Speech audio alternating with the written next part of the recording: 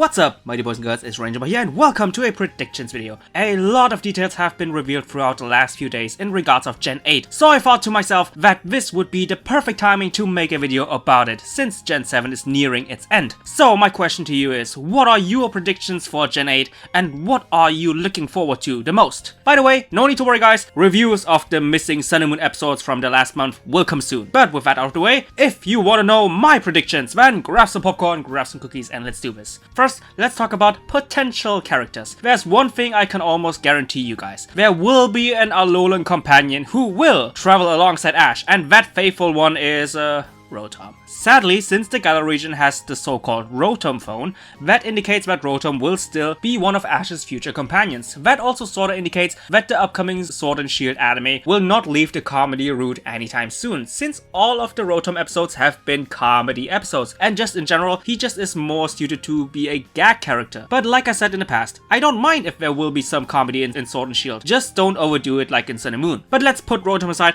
and let's talk about the first real potential companion of Ash. Sure, I still stand by my point that people like SERENA or Iris deserve it the most to return back to the anime. I wouldn't even be angry if Lily would be Ash's companion for the Galar region, and I will explain later why this is actually possible. But if none of those scenarios will take place, then I have a pretty good suggestion of who would be suited as Ash's new traveling buddy. The first person I have in mind is Sonya. In my opinion, Sonya could bring a very new aspect to the anime since she seems to be much older compared to Ash's former female companions, who are roughly the same age as Ash. Also, since she is the granddaughter and assistant of this region's professor, she would be the Brock / Silent / Clement / Lily part of the group, the person who has the most knowledge in regards of the regional Pokemon. And since she's the older member of the group, she would also take part of all the cooking. Next is Hop, who would play the Misty kind of role, a very hot-headed kind of person, but who always lives in the shadows of their siblings and just wants to overcome that problem. I also included Hop because with him, the anime could make him an improved version of Kiawe, aka the rival, who at the same time is part of the group.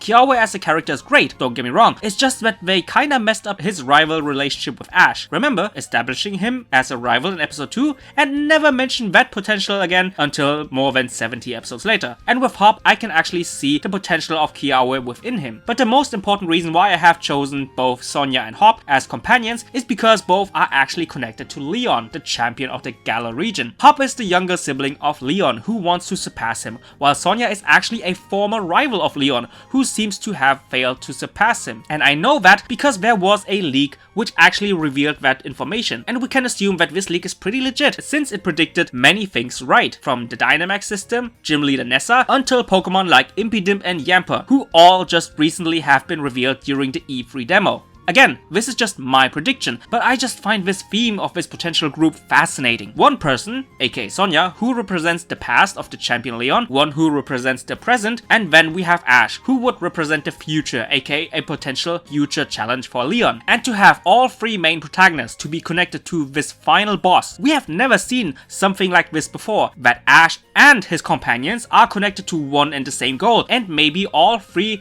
even try to reach that one goal. In my opinion, that would bring a brand new dynamic into the anime, which was never present before. The potential problem I see with this is that this storyline can't be really stretched out, and therefore is not really well suited for a long-running anime like Pokemon. So what I would do is to give both Hop and Sonya an additional thing to do. Maybe Sonya wants to become the next professor while also trying to challenge Leon, so that she can forget her past failure and then concentrate on her future career. And same with Hop, that maybe he just wants to defeat his brother so that he will be recognized for him as a person instead of just being the brother of the champ, and after that maybe he aims to be the next champ or something else. But enough with the characters, let's concentrate on potential Pokemon for Ash. Sure, we can't really make a full out prediction in regards of Ash's future team, since there aren't really many Pokemon who have been revealed yet, but I will try my best. My very first prediction and what I would like to see is actually a callback to both the Gen 1 and the Gen 2 anime, where Ash has all three starters. I know, it's kinda outrageous to make such a bold prediction,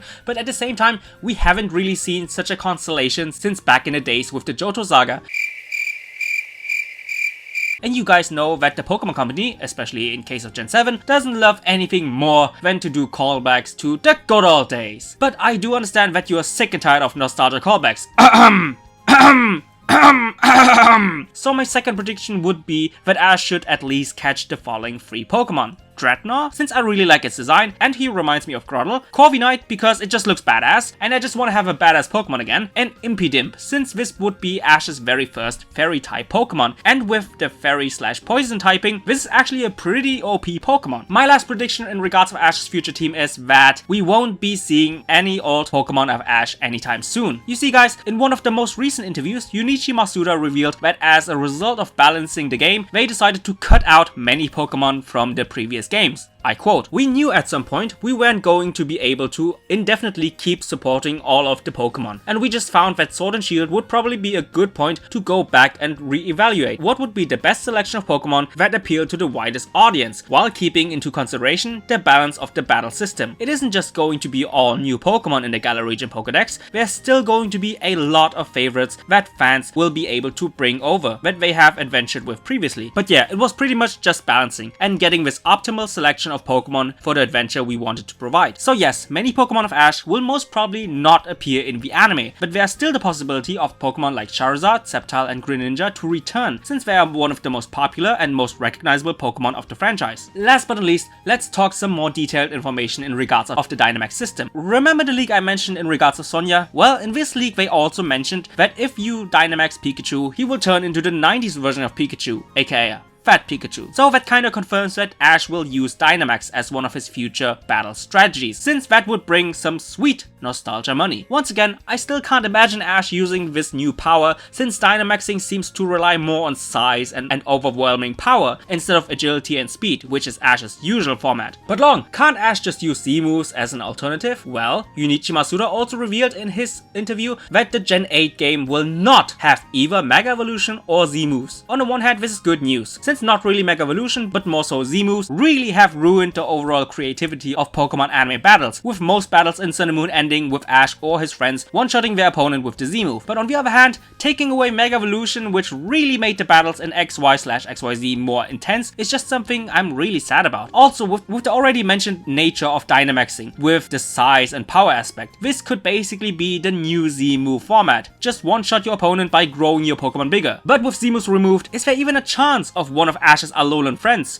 to even make a return to the anime? In my opinion, it's still possible. Yes, people like Kiawe had all of their characterization and story being connected with the Z move, and even Lana's and Lily's development was connected to it. But at the same time, stripping away the Z moves from these characters could be a great opportunity for all these characters to hone their basic battling skills as a Pokemon trainer, and especially for Lily, this would be a reason to continue her journey. It would be kinda like Serena, where she goes to another region while also having the option of improving her overall trainer skills, just like Pokemon Contest in Hoenn would do for Serena. Speaking of Serena and the other Kalos characters, luckily unlike the likes of Kiawe and Alan, their story was never really connected to a main battle mechanic, so the possibility of their return is slightly greater compared to the Alolan guys, and since Kalos is basically the neighbor of the Galar region, a return is much easier for them. Whew, wow, oh wow, that was a pretty long video and I'm exhausted. Anyway guys, what do you think of my prediction? Tell me! And just like always, see you guys in the comments down below. Bye guys!